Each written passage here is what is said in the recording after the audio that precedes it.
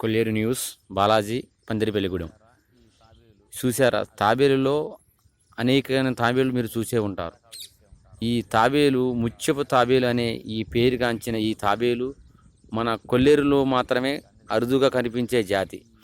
ఈ జాతి ఇటీవల కాలంలో చాలా ఇబ్బందులు ఎదుర్కొని ఇప్పుడే ఆ మనుగడ నిలదొక్కుని ఇప్పుడే మనకు కనిపిస్తున్న జాతి ఈ తాబేలు. ఈ తాబేలు ఇంతగా మనం చూడవలసిన పని ఏంటి? ఇది ముత్యపు తాబేలు. ముత్యపు తాబేలు అనగా దీనికి చుట్టూ ఎదరపక్క ముత్యాలు పూసగుచ్చినట్టుగా ఉండే ఈ తాబేలు చాలా అరుదైన తాబేలు.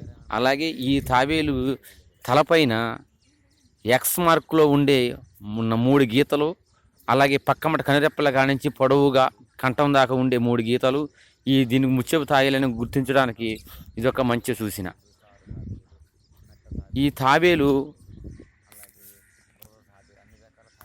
తాబేలు మనం చూసినట్టయితే వెనక పక్క తిప్పినట్టయితే ఈ తాబేలు లేత గులాబీ రంగులో మాత్రమే ఉంటుంది. అయితే ఈ తాబేలు వెనక పక్క